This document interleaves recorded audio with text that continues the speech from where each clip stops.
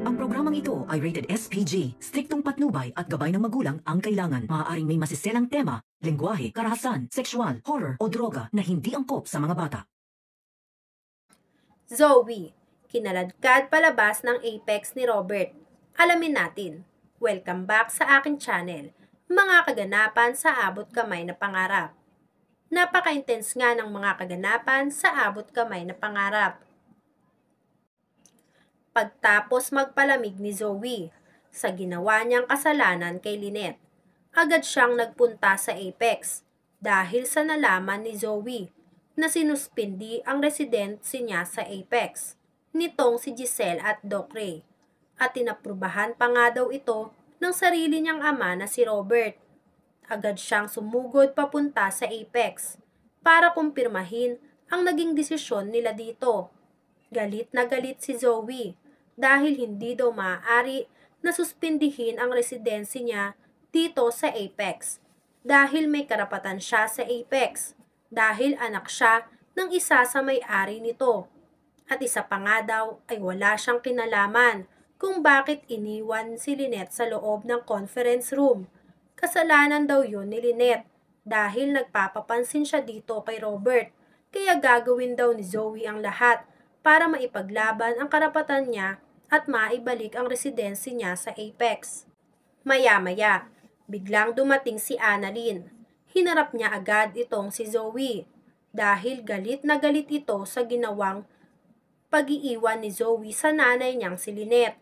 Aalis na sana si Zoe. Sinabi niya kay Annalyn na wala akong panahong makipag-usap sa'yo. Kaya naman pagkatalikod ni Zoe, agad siyang hinarap ni Annalyn sa kanya. Sinabi ni Annalyn, "Kapal talaga ng mukha mo, no? Munti ka nang mamatay yung nanay ko dahil sa'yo. Alam mo, hinding-hindi na kita mapapatawad, kaya tandaan mo to. Simula sa araw na to, hinding-hindi na kita makikita bilang kapatid ko." Wala namang bakas dito kay Zoe na natatakot siya dito kay Annalyn. Hindi nagpatalo si Zoe kay Annalyn. Sinagot niya si Annalyn, "Ang gusto ko lang naman, ikaw at yung nanay mo, mawala na kayong parehas." Kaya hindi na napigilan ni Annalyn ang sarili niya.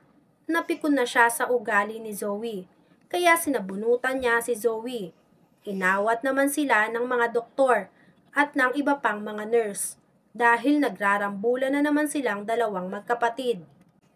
Sa kabilang banda, habang nagdidiwang ang mag-inang si Moira at si Madam Chantal sa bagong buhay at bagong mukha nitong si Moira, biglang dumating si Doc Cifra. Ipinakilala na ni Moira o Morganago kung sino ang plastic surgeon na nag-opera ng mukha niya. Walang iba kundi si Doc Cifra. Natutuwa sila sa ginawang mukha nitong si Doc Cifra kay Moira. Nagbiro pa nga si Doc Cifra na, "Hindi mo ba ako pasasalamatan? Ako ang gumawa niyan, ang bagong version ng Moira Tanyag." Nagtawa na naman sila sa sinabi ni Doc Cifra.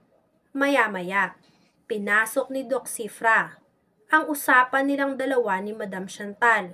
Nabibigyan siya nito ng pwesto sa Apex, kapalit ng pakikipagsabwatan nito sa kanila. Sinabi naman ni Madam Chantal na nakaplano ng lahat yan.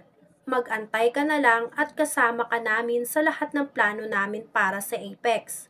Natuwa naman si Doc Cifra sa narinig niya. Samantala, naalala ni Moira si Zoe. Sabik na daw siya at gusto na niyang makita at mayakap ang anak niyang si Zoe. Pero agad na tinutulan niyo ni Madam Chantal. Hindi daw pwede na malaman ni Zoe na si Moira at si Morgana ay iisa. Dahil kapag nagkataon nga, ay masisira daw ang mga planong naumpisahan nila. Sinabi ni Moira kay Madam Chantal, "Karapatan ni Zoe na malaman na buhay ako at hindi ako patay. At isa pa, ay miss na miss ko na siya. Hindi ko kaya na ilihim sa kanya ang totoong pagkatao ko at ang totoong ako." Napangisi naman si Madam Chantal sa sinabi ng anak niyang si Moira. Kaya naman sinabi sa kanya ni Madam Chantal, "Huwag mo akong lokohin, Moira. Ilang buwan mong natiis si Zoe. At isa pa, ikaw naman ang may ayaw na malaman ni Zoe lahat ng plano natin, di ba? Ayaw mong isama si Zoe sa mga plano natin. Sinabi ni Moira, noon yon. Pero gusto ko ngayon ay malaman niya na buhay ako. Hindi naman siguro tayo ilalaglag ni Zoe. Pero hindi pa din kumbinsido si Madam Chantal sa gustong mangyari nitong si Moira. Dahil ayaw niyang mauwi lang sa lahat o sa wala lahat ng plano nila. Samantala, sa Apex, hindi pa din kumbinsido si Giselle dito kay Morgana dahil ang lakas-lakas daw ng kutob nitong si Giselle na hindi nagsasabi ng totoo itong si Morgana. Kahit pa nga pinakita na kay Giselle lahat ng ebidensya na nagsasabi daw ng totoo itong si Morgana. Kahit na ito ngang si Doc Katie ay naniniwala na hindi si Moira si Morgana Go dahil tugma lahat ng sinabi nito sa kanila na impormasyon nito. Pero hindi nila mapipilit si Giselle dahil pinaninindigan ni Giselle na si Moira at si Morgana Go ay isa. Samantala, dahil nagkagulo na si Annalyn at Zoe at hindi na nila ito maawat ng mga nurse, biglang dumating si Robert.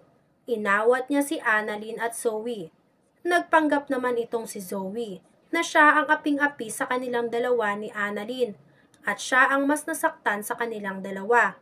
Para kampihan siya ni Robert. Pero mali ang hinala ni Zoe. Nakakampihan pa siya ni Robert. Hinawakan siya ni Robert sa kamay para pigilin sa pang-aaway kay Annalyn.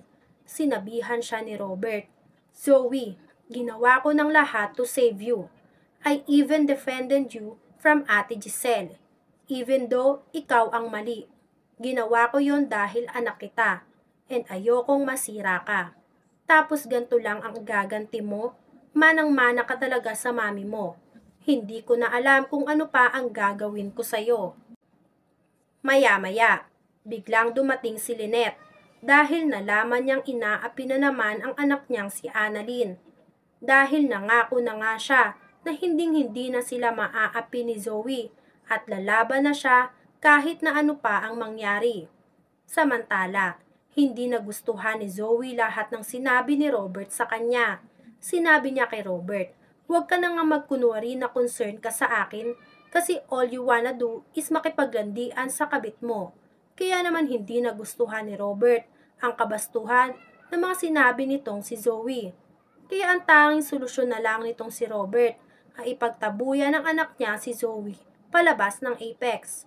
Hinila niya si Zoe palabas ng Apex habang sinasabi pa ulit-ulit ang salitang umalis ka na dito, umalis ka na dito, sobra ka na, hindi na tama lahat ng ginagawa mo.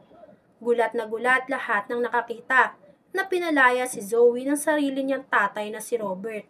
Kahit anong pagpigil nitong si Zoe ay hindi na sa kanya nakikinig si Robert.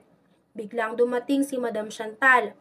Pinigil niya lahat ng ginagawa ni Robert kay Zoe. Nagalit siya kay Robert. Sinabi niya kay Robert na wala kang karapatan na palayasin ang sarili mong anak sa Apex para lang kampihan ang kabit mo at ang anak niya. May party din ako dito sa Apex, kaya gusto kong nandito pa din si Zoe. Ano kaya ang susunod na hakbang ni Moira nang malaman niya na pinalayas na si Zoe sa Apex? Yan nga ang mga kaganapan at mga dapat nating abangan dito sa Abot Kamay na Pangarap. Kung gusto nyo pa ng mga ganitong klaseng video, ay mag-subscribe at i-like itong video na to. Maraming salamat po. I got you!